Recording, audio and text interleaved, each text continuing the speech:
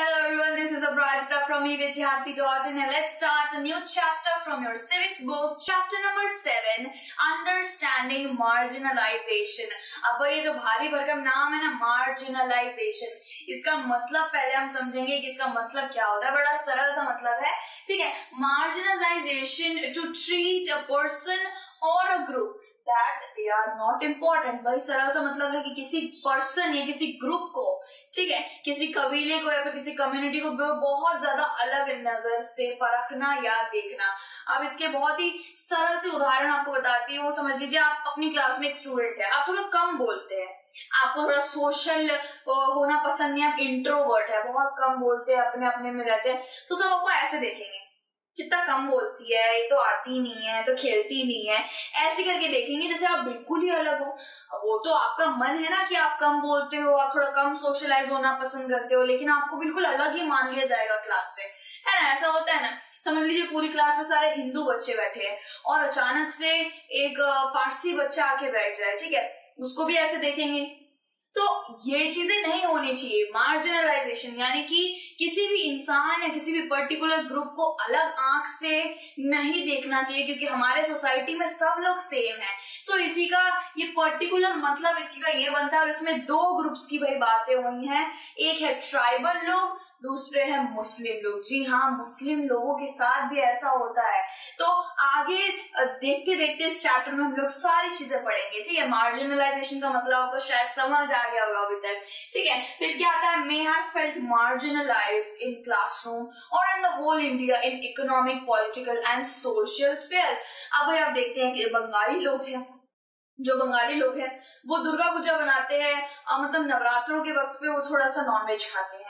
वो उनका अलग एक फेस्टिवल का यूनिट है, अलग तरीका है। हिंदू में नवरात्रों में भाई मांस मच्छी का वर्णन भी नहीं करते, छूते भी नहीं है, तो वो अलग हो गया है। सबका अलग अलग तरीका है मानने का भगवान को, सबका अलग अलग तरीका है खाने का, सब कुछ अलग है, लेकिन वो उनका कल्चर है, वो उनकी डाइवर्सिटी है और उसको मारना गलत होगा, ठीक है। सो एक छोटा सा आपका ये कार्टून है, आप ही के चैप्टर में आपको कार्टून मिल जाएगा, ठीक है। यहाँ पे क्या बताया जाता है, एक दादू होते हैं, जैसे हम कहते हैं ना अपने दादाजी को, वैसे यहाँ पे दादा बुलाया जा रहा है उन्हें। तो एक उन्हीं की पोती है, वो परेड में देख रही है कि ट्राइबल लोग है डांस कर रहे हैं। आपने देखा होगा परेड में से ट्राइबल लोग डांस करते हुए दिखाते हैं, ठीक है। सो यहाँ पे बोल रही है कि भाई डांस करते हुए क्यों दिखाते हैं हर वक्त, हम लोग के अंदर और कुछ नहीं है क्या, हम ट्राइबल पीपल हैं भाई, हम जानते हैं कितनी अलग अलग चीजें होती हैं, तो सिर्फ डांस करते हुए क्यों दिखाते हैं। सो फिर दादा ने यही बोला कि भाई वो हमारे बारे में इतना नहीं जानते हैं।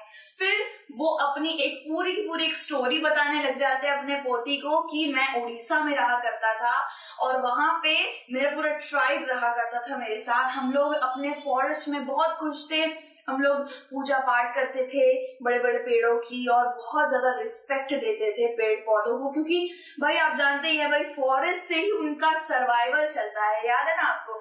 फिर क्या बताया यहाँ पे, फिर वो धीरे धीरे करके बताने लग जाते हैं और फिर वो बोलते हैं कि हमें हमारे ही फॉरेस्ट से निकाल दिया गया था, क्योंकि वहां पे कॉन्ट्रैक्टर आ गए थे, वहां पे अलग अलग काम करना स्टार्ट हो गया था भाई, और हमें हमारे ही लैंड से बेदखल कर दिया, हमें काफी ज्यादा मारा और थोड़े से चंद पैसे देके हमें हमारे ही घर से बेदखल कर दिया। फिर ये जो दादाजी है वो ये बता रहे हैं भाई कि मुझे अलग अलग जगहों पे जाके काम करना पड़ा था भाई, पेट तो पालना ही होता है, प्लांटेशन में, कंस्ट्रक्शन साइट पे जाके काम करना पड़ा।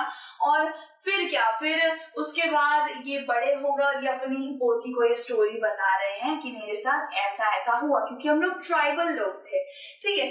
तो वही पोती बोलती है कि भाई ऐसे करके नहीं होना चाहिए और मैं इसके ऊपर एक मूवी बनाऊंगी। सो यहाँ पे पर्टिकुलर स्टोरी बताई है उस इंसान ने कि उसके साथ क्या हुआ, क्योंकि वो ट्राइबल था, उसके फॉरेस्ट पे कब्जा कर लिया गया क्योंकि वो ट्राइबल था, ठीक है। तो ट्राइबल लोगों के साथ क्या क्या होता है यहाँ पे ये बताया गया है।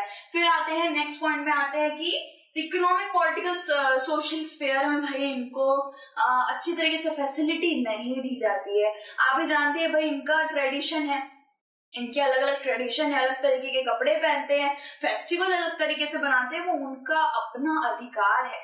इक्वालिटी सबको दे रखी है तो उनको अलग नजर से क्यों देखना? उनको इकोनॉमिकली भी सही रखना चाहिए, पॉलिटिकली भी रखना चाहिए, सोशली भी उनको हर चीज का राइट देना चाहिए, ठीक है। और जॉब रिजर्वेशन मिलनी चाहिए, एजुकेशन भी सेम देनी चाहिए, हर चीज सेम देनी चाहिए जो एक पर्टिकुलर रिलीजन को मिलती है। और यहीं पे ये चीज चूक जाती है, ठीक है। So marginalised group often feel hostile and powerless by dominant section. इसका क्या मतलब होता है? इसका ये मतलब है कि जो मार्जिनलाइज्ड ग्रुप है, जैसे ट्राइबल पीपल और मुस्लिम्स की बात हो रही है इस पर्टिकुलर सब्जेक्टिव टॉपिक पे बात हो रही है इन दो लोगों की, राइट। सो क्या बताया जा रहा है कि वो लोग कभी कभी बहुत ज्यादा पावरलेस, यानी कि उनके पास तो कोई अधिकार ही नहीं है, हक ही नहीं है, और जितने उनके डोमिनेंट सेक्शन होता है, बाकी जितनी कम्युनिटीज होती है, वो उन पर दबदबा बनाने की कोशिश करती है, उन पर चढ़ने की कोशिश करती है। यहीं पे ये बताया जा रहा है कि मार्जिनलाइज्ड ग्रुप्स को कितना कुछ सहना पड़ता है, वो इक्वालिटी नहीं पा रहे हैं। और इस चैप्टर के अंदर आपको मिल जाएगा कि क्या क्या चीजें उन्होंने झेली और कौन कौन से कॉन्सेप्ट उनसे रिलेटेड इस चैप्टर में आपको मिल जाएंगे। बाकी के जितने भी टॉपिक्स हैं वो हम नेक्स्ट वीडियो में कवर करेंगे। Till then take care.